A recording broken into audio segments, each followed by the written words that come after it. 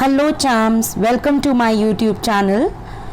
आज के हम इस वीडियो में कवर करेंगे कैरेक्टरिस्टिक्स ऑफ बिजनेस के क्या फीचर्स हैं, क्या कैरेक्टरिस्टिक्स हैं, या हम कह सकते हैं कि बिजनेस का क्या नेचर है, राइट। अब अगर मैं पहले कैरेक्टरिस्टिक की बात करूं तो बिजनेस क्या है? It is an economic activity. Business को कैसी एक्टिविटी माना गया है? इकोनॉमिक एक्टिविटी माना गया है। ऐसा क्यों माना गया है चाम्स? क्योंकि बिजनेस हम क्यों परफॉर्म करते हैं? मनी अर्न करने के लिए। और इकोनॉमिक एक्टिविटीज़ जो होती हैं वो मनी से रिलेटेड होती हैं। जो भी एक्टिविटीज़ हम मनी अर्न करने के लिए परफॉर्म करते हैं वो इकोनॉमिक एक्टिविटीज़ होती हैं। And same we will do in business also. We perform business to earn money. So this we know this thing that business is undertaking with an object of earning money or livelihood, but not for love, affection, etc. For example, purchase and sale of articles by a shopkeeper. So this shopkeeper is performing an economic activity because in return he is going to get money. So business is an economic activity. Next is production or procurement of goods and services. Always remember champs कि भाई अब आप business run कर रहे हो, या तो आप गुड्स को खुद प्रोड्यूस करोगे या उसको मार्केट से प्रोक्यूर करके फिर आप उसको रीसेल करोगे, ठीक है। तो प्रोडक्शन मतलब या तो खुद से प्रोडक्शन कर रहे हो, और प्रोक्यूरमेंट मीन्स आप क्या कर रहे हो? होलसेल में परचेज करके फिर आप उसको रिटेल में सेल कर रहे हो। So every business should either produce or acquire the goods in which it deals. Goods में consist of capital goods and consumer goods. Goods दो तरह के हो सकते हैं, या तो कैपिटल गुड्स जैसे प्लांट मशीनरी, और कंज्यूमर गुड्स जो आपके डेली कंज्यूमेबल आइटम्स होते हैं, ठीक। कैपिटल गुड्स के example machinery, furniture. Consumer goods like sugar, pen, notebook, milk, bread, butter, these all are consumer goods.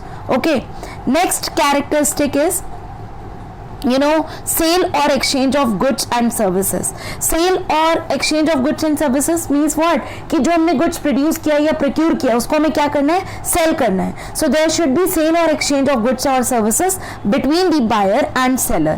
Goods purchased for consumption, personal consumption is not a business. याद रखिएगा चाम्स, अगर आपने goods produce किए और उनको personally consume कर लिया, अगर एक फार्मर ने कुछ crop cultivate करी और उसको खुद से consume कर लिया, तो वो बिजनेस में इन्वॉल्व नहीं है। That will not be considered as a business, ठीक। Next is dealing in goods and services on regular basis. This consistency, regularity is very very important.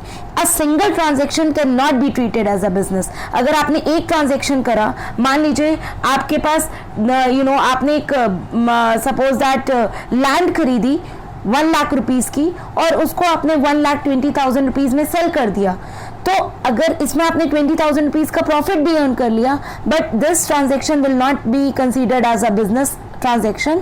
Why? Because you are not into property dealing business. This you have just done for one time. आपने सिर्फ एक ही बार ऐसा किया, पर business का characteristic है कि जो भी आप ट्रांजैक्शन, जो भी आप एक्टिविटी कर रहे हैं वो आप रेगुलर बेसिस पे करिए।